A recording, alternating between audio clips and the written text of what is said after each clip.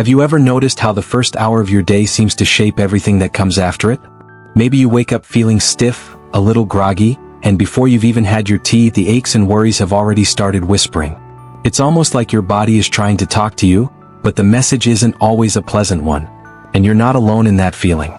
As we age, mornings can feel heavier than they used to. The bounce in our step takes a bit longer to arrive, and sometimes, energy seems to run out before the day has even begun. But here's the good news, it doesn't have to be that way. There's a powerful secret hidden in how we start our mornings. Just a few intentional routines done consistently can completely transform the way you feel, not just in the morning but all day long. Energy, clarity, mobility, even mood, these can all be shaped by simple habits you begin right after waking up. So today, let's talk about 4 morning routines that can make a real difference after 60. They're not complicated. You don't need fancy equipment or to wake up at 5 a.m. You just need to be willing to try them and give your body a chance to thank you. Let's start with one of the most underrated, yet most powerful things you can do in the morning: hydration with intention. You've probably heard it before, drink water first thing in the morning. But let's dig a little deeper. Why is this so important after 60? Because your body's ability to retain water decreases as you age. That means you can wake up mildly dehydrated almost every day without realizing it. And that dry feeling in your mouth or that tightness in your joints, that could just be your body's gentle way of asking for some help. Now, this isn't just about chugging a glass of cold water. Think of it as a ritual. Try starting your morning with a warm glass of water, maybe with a slice of lemon or a pinch of sea salt for electrolytes. Warm water wakes up your digestion, supports your joints, and gently nudges your metabolism to start moving. It's like sending a kind good morning message to every part of your body. Sit by a window. Take a few slow sips. Breathe. Let this be your first moment of self-care before the world starts pulling you in different directions. You'll be surprised how this one small act can set the tone for a calmer, more energized day. Once your body's had its drink, it's time to do something that many people skip: gentle movement. And I don't mean exercise in the traditional sense. No jumping jacks, no gym membership required. Just a few minutes of mindful movement to get your blood flowing and your joints loosened up. Here's the truth. After 60, our bodies crave movement more than ever. Staying still, especially after hours of sleep, makes everything tighten up. That stiffness in your lower back or your knees, that's often not from aging itself. It's from staying still for too long. So what can you do? Something simple. Even while sitting on the edge of your bed, you can start with ankle circles, shoulder rolls, a few gentle neck stretches. Then stand up slowly and do a slow march in place. Raise your arms overhead, take a deep breath, and gently stretch to the side. 5 minutes. That's all it takes. You can even make it a joyful ritual. Put on your favorite old song, maybe something from the 60s or 70s that makes you want to sway, and just move. No rules.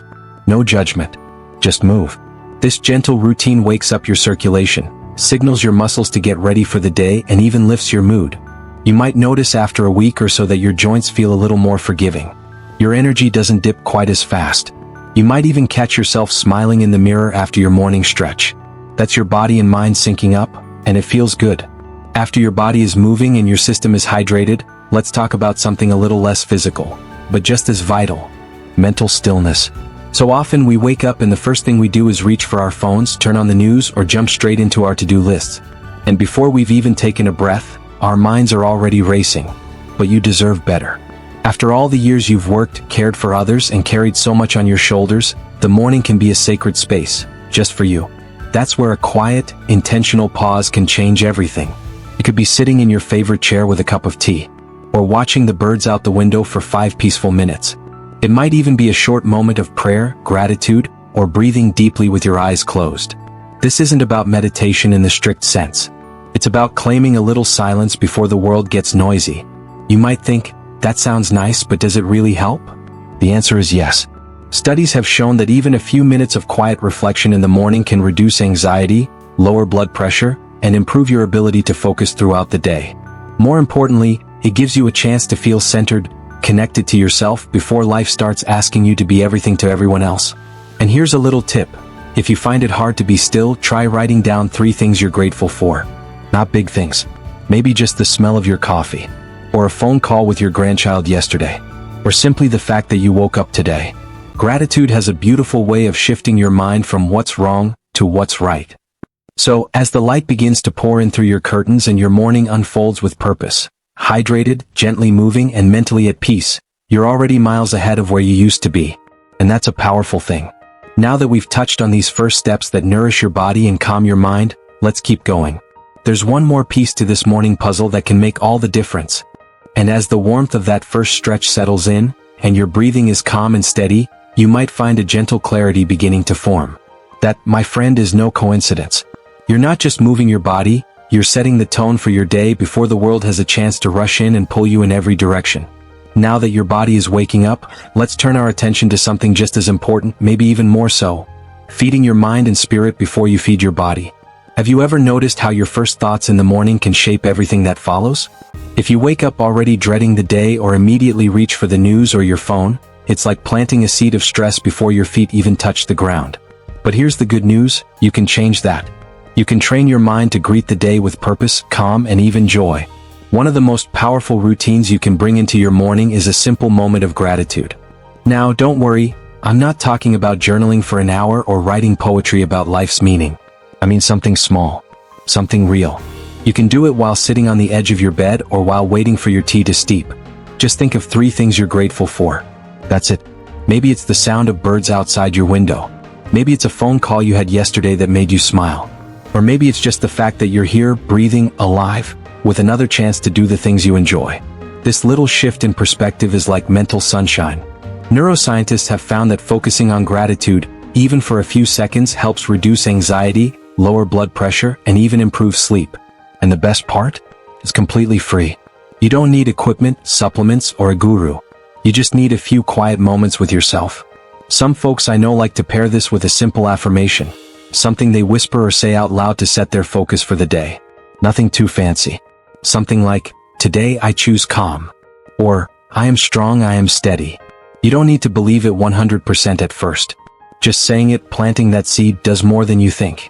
Now, once your heart and mind are in that grounded place, it's time to turn to something a bit more practical, but equally transformative, fueling your body the right way. And this, honestly, is where many people over 60 find themselves stuck. Breakfast can become rushed, forgotten, or simply built around old habits that no longer serve your changing body. That quick bowl of sugary cereal or just a slice of toast might have been enough years ago, but now your body needs something more nourishing, not just to survive the day but to thrive through it. So here's what I suggest. Build a breakfast that doesn't just fill you, it supports you.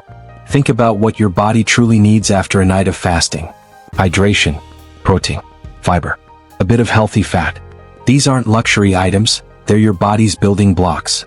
Picture this. Instead of coffee on an empty stomach and half a bagel, imagine starting your day with a warm glass of water, maybe with a slice of lemon to wake up your digestion, followed by a bowl of oatmeal topped with nuts and berries, or maybe a couple of boiled eggs with some avocado and whole grain toast. These aren't diet trends. These are simple, sustaining choices that help keep your blood sugar steady, your energy balanced, and your brain alert. And if you're someone who doesn't feel hungry in the morning, that's okay too. The key is to listen to your body but also to gently guide it toward nourishment. A light smoothie with spinach, banana, and a spoon of nut butter can go a long way. Or even just a protein shake made with plant-based milk and a little fruit. When you start your day with intention, not just mentally but nutritionally, you reduce the chances of that midday crash.